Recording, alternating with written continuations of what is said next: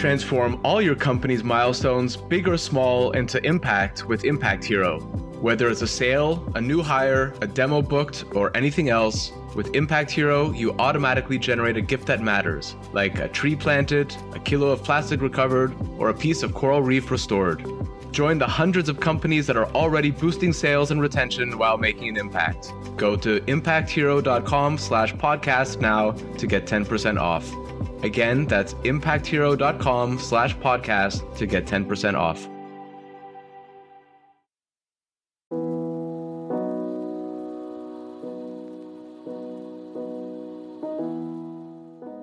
Hello, and welcome to another Climate Tech podcast, conversations with the people trying to save us from ourselves. In this episode, I talked with Carlota, Ochoa, Neven, Mont, climate tech investor at Extantia. I reached Carlota in London to discuss investing in Gigacorns, which are companies that can offset or prevent a gigaton of carbon release each year, which industries can have the biggest impact in carbon reduction, and why many bankers are getting into climate tech. I'm Ryan Grant Little. Thanks for being here. Carlota, welcome to the podcast. Great to have you here. Great to be on the podcast. Thank you so much, Ryan. So I'm fascinated because I know a lot of people in the climate tech space these days, whether they're entrepreneurs, investors, a lot of them seem to have a banking background. Can you go back a little bit? How did you get into banking and how did you make the transition up into today as a climate tech investor? Yeah, sure. So I think my pathway into banking wasn't necessarily intentional. I won together with some students in my undergrad. We won a stock picking competition, which got me an internship into Merrill Lynch. Hadn't really foreseen that, but then spent a summer on the trading floor and got pretty excited by what I saw. So joined Merrill Lynch in the sales and trading scheme out of university into the commodity space because I thought that I kind of liked the fact of having something tangible to work with. Did that for about 3 years with a focus on European energy, and through that kind of had exposure to the early versions of today's carbon markets. It was a really interesting sector, but I think like many of my fellow former bankers, didn't really enjoy the atmosphere, the lifestyle, and everything else that come kind of with working at an investment bank, and then left to the much sexier startup scene. Joined an early stage startup, and that was a fantastic experience through kind of the pre-seed stages. But we ultimately failed. And then I kind of was left thinking with what I want to do with my life, where I want to go. And then thought kind of like, I think as a lot of people come to that conclusion, that venture is that really kind of nice intersection between finance and startups. Did an MBA. Throughout my MBA, kind of started getting a little bit in the background anxious about what was going on with our climate. But kind of, I think it was at that stage, it was a little bit too early. You didn't really have this second round of climate tech 2.0 funds that I would say. So initially joined doing my MBA, a B2B SaaS fund, and started in the background kind of to advise other funds and founders on their strategies around commercialization pathways, using carbon markets in climate tech. And that's how I kind of initially met the Extantia guys who at the time were kind of operating a small fund. So after my MBA, after doing kind of a little bit of other work, COVID happened. So I pivoted into Amazon for a very short period of time, but kind of was in the background advising on climate tech with Extantia, joined them as a venture partner. And then when they decided to raise their second kind of large institutional round, I joined them full time. Okay, and so who is Extantia? Who's behind it? What are the focuses of it? And what's when you say it's a bigger institutional round, how big is that? It's a decarbonization fund with a mission to back technologies that can that are solving gigaton emissions problems. The meaning of Extantia is extant, which is kind of refers to a state of existing and rising above, which is probably best understood in the context of its antonym, which is extinct, which kind of, to some extent, defines our underlying mission, which is to invest in companies that solve gigaton emissions problems. and help us as humanity to continue thriving as opposed to creating the conditions of our own extinctions. Basically, initially, we tested the market with a smaller fund to try to understand, well, are there enough interesting companies that are importantly investable from a VC point of view, where kind of the tech has been de-risked to some extent so that you can really kind of commercialize and scale up these technologies within your typical 10-year fund life cycle. Tested that through the kind of the first vehicle, and then which led to the flagship fund, which is what we're investing out of now. That is a vehicle where we haven't done our final close yet, but that we're aiming that to be a kind of 150 million vehicle. And we also have a fund of funds and kind of out of which we're investing. So overall, we're kind of building this 300 million investment platform for early stage climate tech. It's such a great name and a great story that goes with it. So so it's about decarbonization. What size deals are you doing? What geography, types of companies? Is that kind of broad, or do you have a pretty specific thesis on that? So in terms of geography, it's Europe plus now the UK and Israel, just because that's where we're based. We tend to prefer to lead an investment fund. We want to be involved with our portfolio companies. And if we're kind of very far removed locationally wise, we find that difficult. So we can consider other geographies, but the focus is very much kind of Europe, the UK and Israel. And other than that, really, it has to be early stage. So seed and Series A is our sweet spot. And really, our mandate is to invest into gigaton emissions problems. So the first question, as long as kind of the stage and the geography is right, the question that we ask ourselves is this a gigaton emissions problem? Can we attribute to that specific company in the long run emissions reductions of at least 100 megatons per annum, which is huge, right? We currently pollute about 52 gigatons per annum. So if the answer to that is yes, then we're really excited. And then in terms of sector, it's obviously we're more interested kind of in the more underfunded sectors of climate tech, which I think where there's a larger opportunity set because there's a larger, I guess, market for the taking. We kind of also invest at the stage where the technology has been largely de-risked. And we prefer taking kind of scaling and engineering risk as opposed to fundamental technology risk, which is difficult to find at the early stages in deep tech. So a lot of what we invest into are spin-outs out of universities or founders who have otherwise been able to get significant amount of grant funding to fund the underlying research, and are now at the stage where they can actually go start building demo plans, getting first contact with customers, and really start scaling. That's really ideally where we like to come in. Fascinating. And so what are these underserved industries or less visible industries that have that possibility? I'm thinking, is that food, mobility, construction, these types of things? Yes. So I think to set the context, what I mean with underfunding, right? So I think if I remember the figures to be correct, I think it's something like in the 2021 we had kind of the sectors that are responsible for kind of 85% of the emissions only get about 40% of the investments. Uh-huh. That I think that gap has been narrowing, right? But funders that are sectors that are very kind of overfunded relative to the size of the emission problems is generally energy, transport, and mobility. And sectors that are relatively underfunded is carbon removals, food, agriculture, in industry in general. I mean, all of these sectors could use more funding, right? But I'm just talking kind of on a relative basis.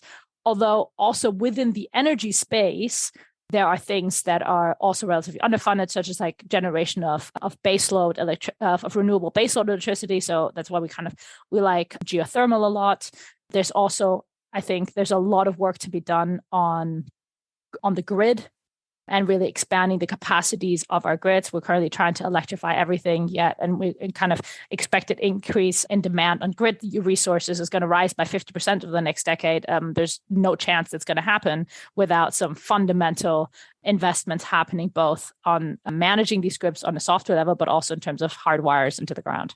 transmission, distribution, all these things are Exactly. issues. And we, I mean, I think, as a society, we still expect just that you plug something in and everything works. And there's a lot, needless to say, that underlies this. And I ran a biogas company in the mid 2000s. And one of the best things about it is that it's baseload, and most renewable energy, whether it's wind or solar, doesn't have kind of that advantage. And it's kind of the wind blows when it blows and the sun shines when it shines, and being able to kind of find these ways to provide baseload or to control when the energy is produced is really fundamental and a big challenge that we're facing. Exactly. So that, I think, whilst there's lots of investments going into energy overall, these sectors, I think, still require more funding and present really interesting investment opportunities. Also in food, I mean, there was a report a little while ago that I keep citing, and I keep forgetting if it's BCG or Bain that did this together with The Guardian, but one of the two that basically said that the carbon impact, of every dollar, euro, whatever invested in the food industry or in food tech from a carbon perspective, food is so much better than mobility or built environment in terms of the attribution or the impact that comes out of that. And I think people are surprised to hear about that. And, we know kind of instinctively, or there's a lot of talk about, what a hamburger looks like compared to a flight or something. But the third rail or the people get really excited about Teslas and these kinds of things. But a lot of times it's things that are really fundamental and kind of, a little less sexy, like the food industry, where, I'm saying this as an investor in 27 alternative proteins companies. So, I've drunk the Kool-Aid on it, obviously, but I'm glad to hear that this thesis is also about like looking at kind of some of these underserved industries that aren't always looked at as necessarily climate tech, right? A lot of people don't think of food as climate tech. Well, I think exactly, but I think there's also kind of a change in thinking happening at the moment, whereas like climate tech is generally probably not the best description for our field, because it's like it's climate tech is starting to become everything that we do. Everything that we do emits CO2 because we're based on a kind of carbon-based economy, right? So what I think, whereas this field is going in 5 years' time, no one's going to be talking about climate tech. It's just going to be tech, because really everything that we do as humanity has a climate or angle, because most of the things that we currently do pollute. So yeah, it encompasses everything. I'm just launching this podcast, and so does that mean I already have to change the name? Give me a couple of years. No. I mean, we call ourselves we're a climate tech fund, right? But I think it's similar to kind of the .com funds of the early 2000s, right? They're no longer .com funds; they're now just tech funds. No one calls themselves an internet company anymore, really, right? Exactly, and the ones that do, I do see that sometimes in a pitch deck, and it raises a few eyebrows. Yeah, and so I mean, you've been involved in carbon from the market side for a long time. Carbon is, I mean, every time in this sector, it's everywhere, right? And especially with all these net zero goals from cities and corporates, it's attracting a lot of attention. What's happening in the carbon markets? Can you just give maybe a little overview of kind of what is the carbon market right now? What's the price of carbon? What does the outlook look like? I mean, so I think it's not the easiest question to answer, because what we try to do in general, we try not to look at kind of short-term fluctuation in the prices of the assets. Obviously, the price of carbon is a super important part of our investment thesis, right? Because we believe that we are starting to put a price on carbon, either through taxes, through tariffs, or cap and trade systems, and now increasingly through voluntary carbon markets, through stakeholder pressures that we believe, or I believe, have a fairly high chance of becoming mandated in the next decade or so. So I think where we're going is that every corporate, at least in the developed world, is going to have an internalized price of carbon, depending on the different regimes in the jurisdictions that they're working. Now, in mandated carbon markets, so for example, the EU ETS, the prices have been rising significantly. I think, don't quote me on the number, but I think we're just under kind of 100 euros a ton now. And the reason that is because the system is fundamentally designed to curb the supply of these credits as we approach net zero. And now, on the other hand, you have the voluntary carbon markets, where there is no price as such, because it's all over the counter and really kind of depends on the quality of the different credits. So you can get a removal ton can fetch a price north of $500, whereas some kind of nature-based, in parentheses, low quality credit may be in the single digits, right? So there's a huge variety in prices. Now, what we believe is that there is, as the different tools are built to really kind of understand the risk associated with all of these different projects and the likelihood that a credit will actually result in a ton of removal, that's going to create pricing signals. So the higher quality credits will fetch a premium relatively to the lower quality of credit. So one of the investments that we've made is into BeZero. They do just that. They're a carbon ratings agency, and they help to they help their customers to understand the risk profile and the quality of their credits, so that they can then have to give them that price signaling. So yes, I think we will continue to see a flight towards quality. Carbon removals credits now are fetching really, really high prices because they're generally considered to be the higher quality projects. But yeah, it just depends a lot on a project by project basis. So I think that's interesting. Sorry, I could ramble on about this.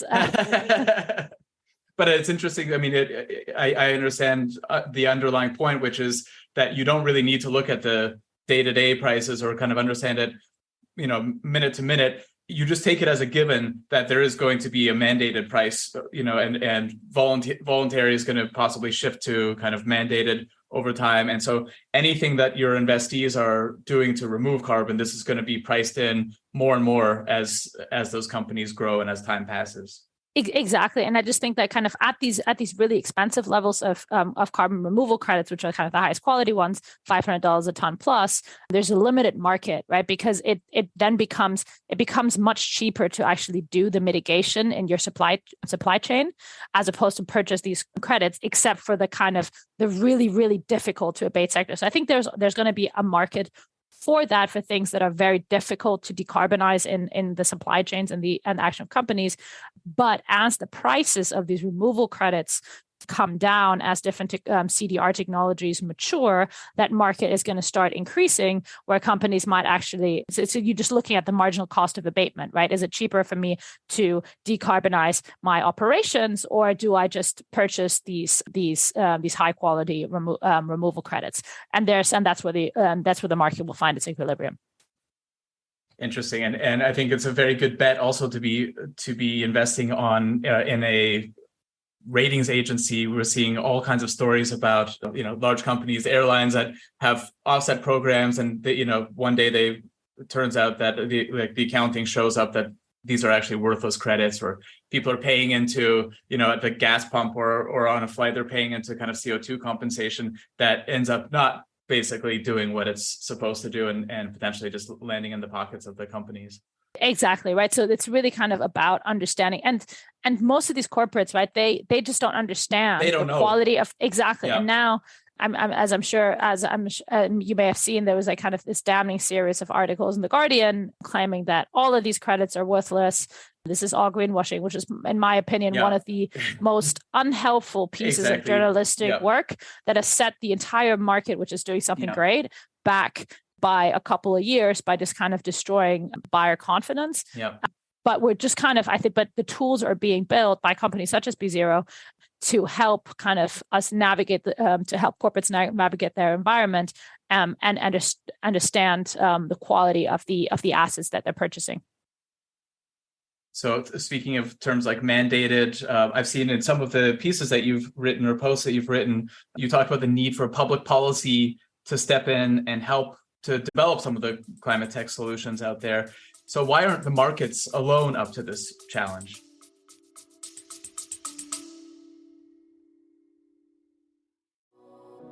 I work with a lot of companies who plan to open up shop in or expand across Europe. My one big piece of advice: don't fall into the trap of setting up a new entity right away. Instead, talk to my friends at Paracar, who can help you get up and running without all the costs, not to mention the legal and HR hassle. When I was hiring in different EU countries, I wanted my team to focus on their work, not on the country's bureaucracy. After interviewing a half dozen international expansion firms, I chose Paracar because they were by far the most knowledgeable and they're great people. Whether you're a large multinational looking to expand abroad, a small business looking for the right talent, or a contractor, they'll sort it out. Book a free, no-obligation consultation right now at paracar.eu/climate. That's PARAKAR.eu/climate.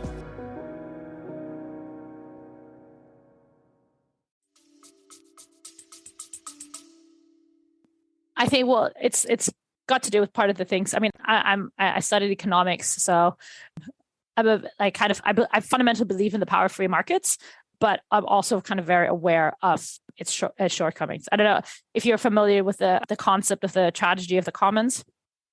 Yes, so right? This is where you have cows overgrazing the grass that's available for all the cows to graze. Exactly. So it's kind of an idea where individuals within a group make rational decisions between themselves in the short term, which ultimately ends up to the depletion of a common resource, causing harm to everybody else involved. And really what's happening kind of with global warming, that's kind of a prime example of that phenomenon on a global scale. The reason why that happens is because free markets are not perfect, and they're very bad at doing a number of things, and most importantly, kind of pricing negative externalities. Right, as in, and the emissions is a perfect example of a negative externality that isn't correctly priced, because a number of agents do interactions that pollute, yet that the cost of that pollution isn't internalized in the cost of the transaction that those two peoples make between themselves. So this is kind of a clear shortcoming of the free market, and where governments can really help with as long as it's good thought out policies, and internalizing the cost of that externality, i.e. putting a price on carbon through, be it cap and trade systems, through tariffs, through taxes. I think this is absolutely somewhere where governments can intervene. The other thing that free markets kind of assume that everybody is rational, and people aren't necessarily perfectly rational. We have a lot of kind of hyperbolic discounting, where people, for example, if you have to spend money today for a larger saving at some point in the future, you're not necessarily going to make that decision, because you just really discount that future benefit so much more relative to your current expense. And what that means is that, for example, people don't invest into heat pumps, into solar panels, just because it's an upfront expense that gives you a benefit later on. So this is another thing I think where government policy can come in to kind of subsidize customers and consumers in helping them buy these products, making really attractive finance available to kind of overcome this hyperbolic discounting problem. And I think then maybe final is the final one is we have a timing issue, right? As in, we don't have a lot of time to fix the planet.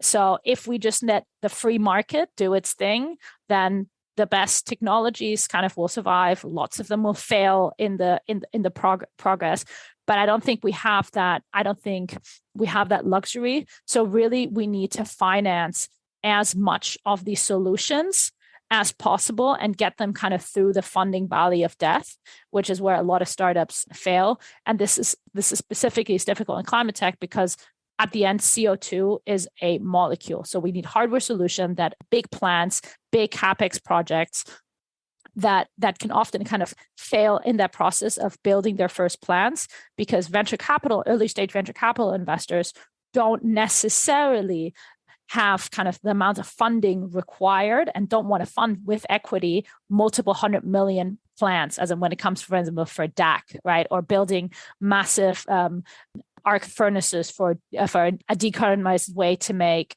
cement, or for steel manufacturing, right? And at the same time, your traditional debt players or infrastructure financing players don't necessarily want to take the risk of financing such a large plant when it's a first of a kind and the technology hasn't been proven.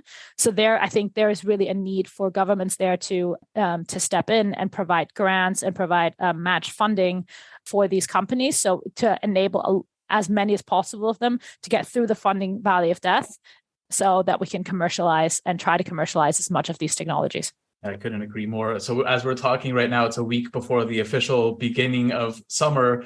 And if the summer is going to be anything like the winter was, where we saw, basically heat waves, records were set of, 4.5 degrees, and records should usually be set by about 0.5 degrees. So if the same thing happens in the summer, we're going to be really facing quite a crisis. I mean, as we're talking now, the skies in New York City are orange from wildfires coming down from Canada. Do you think this is the summer that people finally wake up and this stuff hits home, or is it going to be business as usual?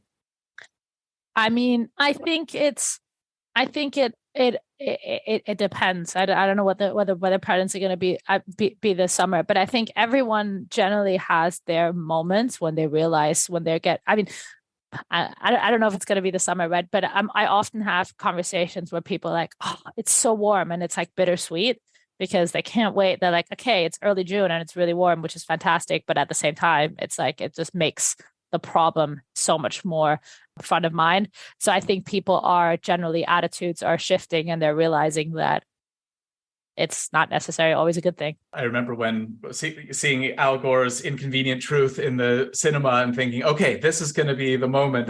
When was that? The mid 2000s, the aughts, thinking this is going to be the moment that people really get it. And still, there was a kind of a blip then, and things kind of reverted back to the mean after that. But hopefully some of these things that finally, are hitting home in developed countries and on people's doorsteps, a lot of the people who control the money are making these decisions. My hope is that that this finally kind of, the roosters have come home, or the birds have come home. Home to hatch. I don't know. Something's come home. Someone's come home to hatch. Yeah, exactly. No, I definitely, maybe I live in a bit of a bubble. I definitely think that the rooster has come home to hatch, or whatever it is.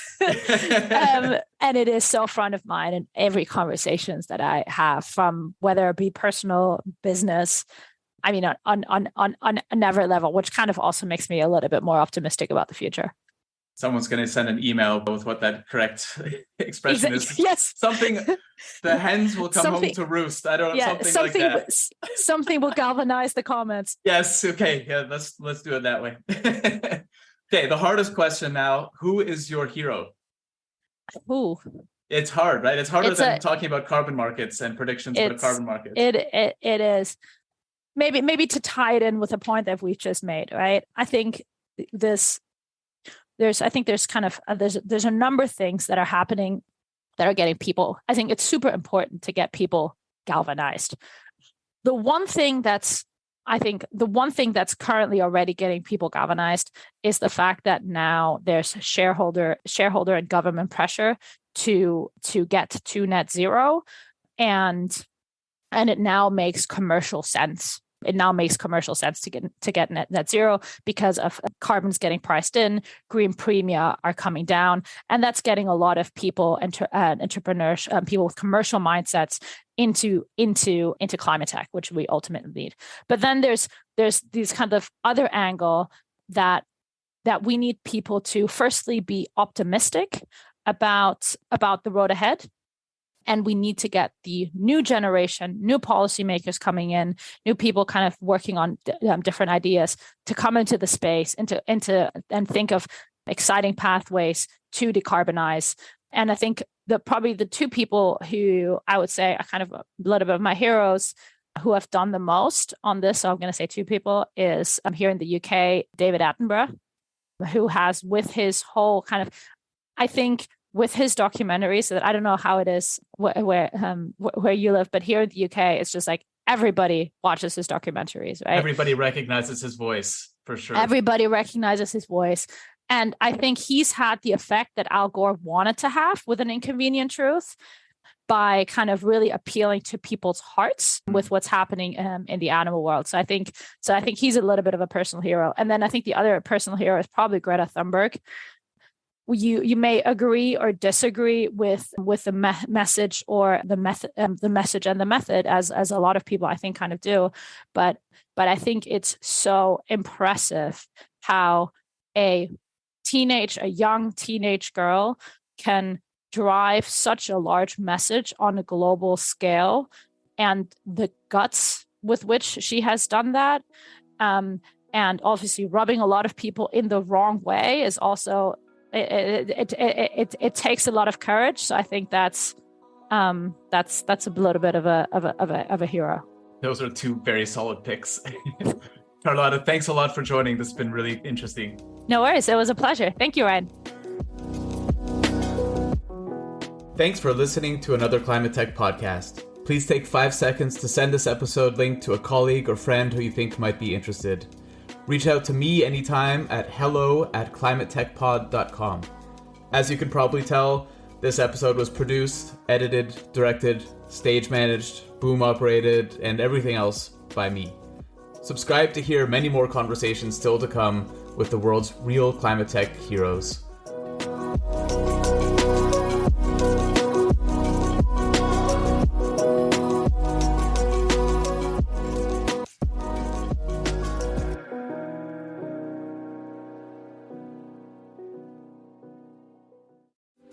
This episode is supported by Grizzle, B2B content to create and capture demand. I first met Grizzle's founder, Tom Watley, 5 years ago at a conference in Dublin. I was so impressed that I signed a deal with him to do all my software company's content that same evening at the pub. Remember that, Tom? Kinda. And they're still doing it 2 years after we sold the company because the new owners love Grizzle as much as I do. If you sell B2B, book 30 minutes in Tom's calendar at grizzle.io/climate. That's GRIZZLE.io/climate.